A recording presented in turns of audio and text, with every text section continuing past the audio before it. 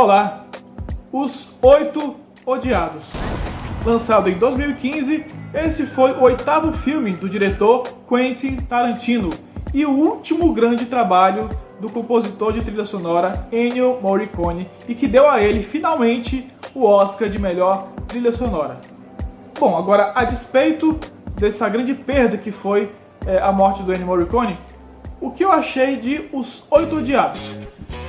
Júnior Guimarães, tomada 1.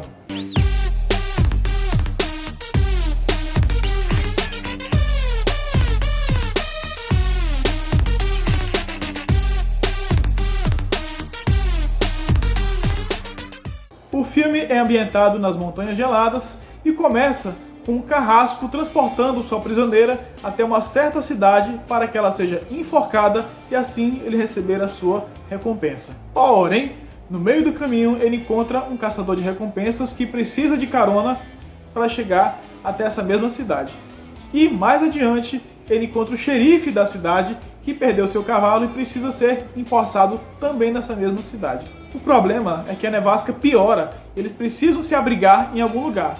E felizmente, no meio do caminho, eles encontram um armazém. E lá dentro desse armazém existem mais 4 pessoas. E enquanto a nevasca não passa, essas 8 pessoas precisam ficar confinadas dentro deste armazém. E tudo isso acontece ao longo de 2 horas e 47 minutos de metragem. Daí você se pergunta, qual é a graça de ver 8 pessoas conversando dentro de uma casa durante quase 3 horas de filme? Bom, vamos lembrar que esse é um faroeste de Quentin Tarantino. Aí eu pergunto, já viu faroeste sem tiro? Não. Não. Já viu Tarantino sem sangue? Não. Também não. Então você já sabe que não vai ser só gente conversando. Vai acontecer alguma coisa, sim. O quê? De toda a filmografia do Tarantino, pode-se dizer que Os Oito Odiados está na metade inferior dessa coleção. Só que estamos falando de um gênio do cinema contemporâneo. E a obra menor de um gênio continua sendo cinema de primeira grandeza. A obra menor de um gênio continua sendo melhor que muitas filmografias por aí. E pode acreditar, mesmo sendo um filme menor do Tarantino, Os Oito Odiados é um filmaço. Desde o título do filme, Tarantino já deixa claro que os membros dessa cambada toda não são flor que se cheire. Bora contar? Primeiro é o carrasco John Ruth, vivido pelo ator Kurt Russell, cuja intenção é simplesmente ganhar a recompensa por transportar uma prisioneira até o seu destino mortal. A prisioneira, ela é Daisy Dormegg, vivida pela atriz Jennifer Jason Leigh, que está hilária nesse personagem e não parece muito preocupada com sua própria execução, não. Inclusive, a maior parte do bom humor desse filme vem justamente dessa personagem. Assista e verá. O terceiro integrante é justamente o protagonista, Samuel L. Jackson, vivendo o caçador de recompensas Major Marcus Warren, que simplesmente quer uma carona para chegar até a cidade de Red Rock. Por acaso, tem lugar para mais um? O quarto é o xerife Chris Mannix, que ainda vai ser empossado na nova cidade, vivido pelo ator Walton Goggins. O quinto é Oswaldo Mowbray, vivido por Tim Roth, que é a primeira pessoa que eles encontram sentada lá na cadeira dentro do armazém assim que a nevasca piora. O sexto integrante é o mexicano Bob, vivido por Demian Bichir, que está tomando conta da casa enquanto a dona está em uma viagem. O sétimo é o mais misterioso da casa, que é o cowboy John Gage, vivido por Michael Madsen. E o oitavo é o ator Bruce Dern, que interpreta um velho que fica sentado na cadeira. Existem 2 características nessa obra que podem incomodar aquelas pessoas que são, digamos, menos cinéfilas. Primeiro é que o filme todo se passa em um ambiente só, e o povo meio que cansa disso. Segundo é que a narrativa ela é lenta, um pouco arrastada. Lembra quando eu disse que o filme tem quase 3 horas? Pois é.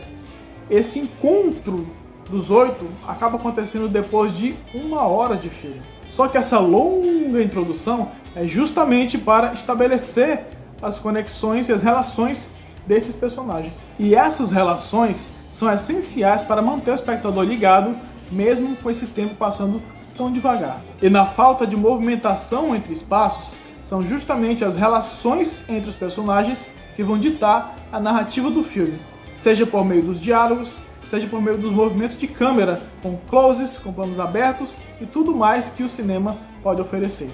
E é da metade para o final que as peças desse xadrez realmente se movimentam de forma brusca e decisiva. Só que eu não vou contar para você para não estragar a sua experiência. Como já era de se esperar de um filme de Tarantino, Os Oito Odiados ele é repleto de referências.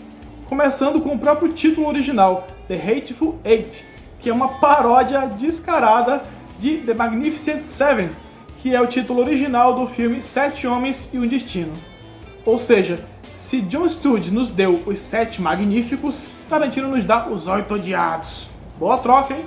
Além disso, ele faz questão de dar Ctrl+C, Ctrl+V em obras clássicas como Três Homens em Conflito e até mesmo da própria filmografia, que tem cenas que parecem muito com Cães de Aluguel. Inclusive, até a premissa do filme de confinamento remete um pouco a Cães de Aluguel, que é o seu primeiro filme. Contudo, existem três obras que, para mim, são referências mais profundas desse filme.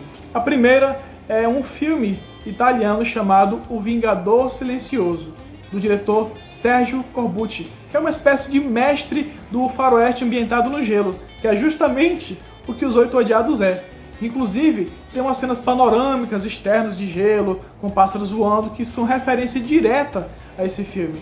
Na verdade, o que Os Oito Odiados fez foi uma versão melhorada dessas imagens.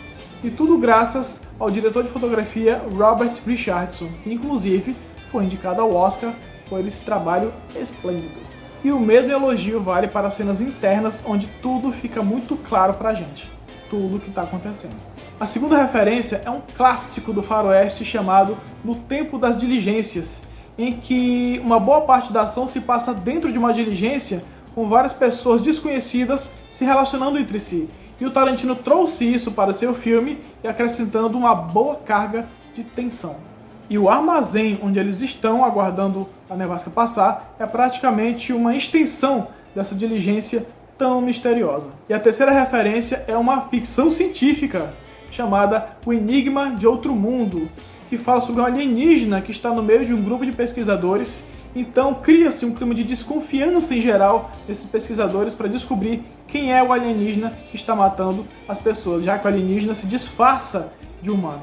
E esse suspense, esse clima de desconfiança também é trazido para cá, e ele ainda cria uma conexão bem interessante, porque quem desconfia primeiro dos outros é justamente o personagem de Kurt Russell, ou seja, o mesmo ator que também desconfiou dos outros lá no Enigma de Outro Mundo.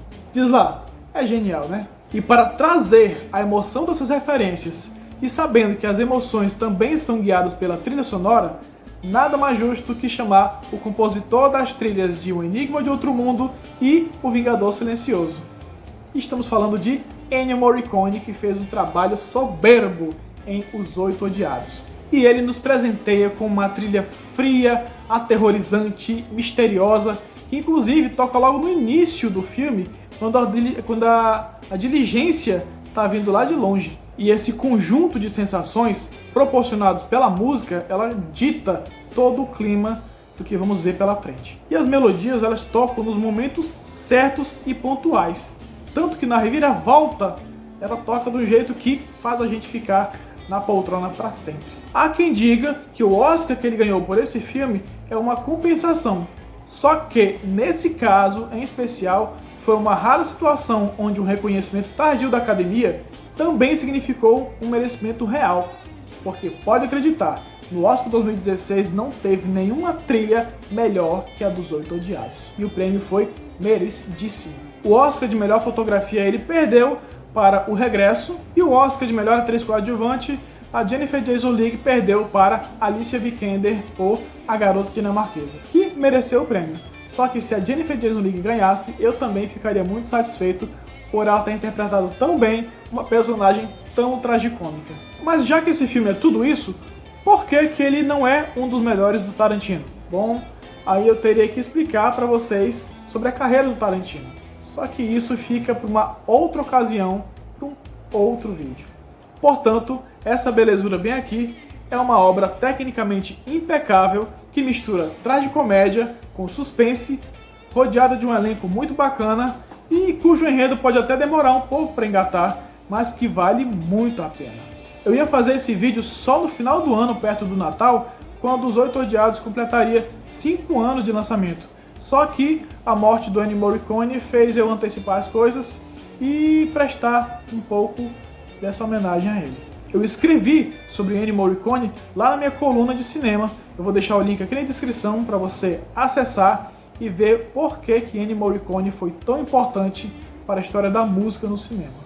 E você, gosta de Os Oito Odiados? Gostou desse vídeo? Então dá um like para dar uma força aí pro canal, se inscreve e ativa o sininho para as notificações para não perder nenhum vídeo do Tomada 1, tá certo? Então galera, muito obrigado pela audiência, até a próxima e tchau!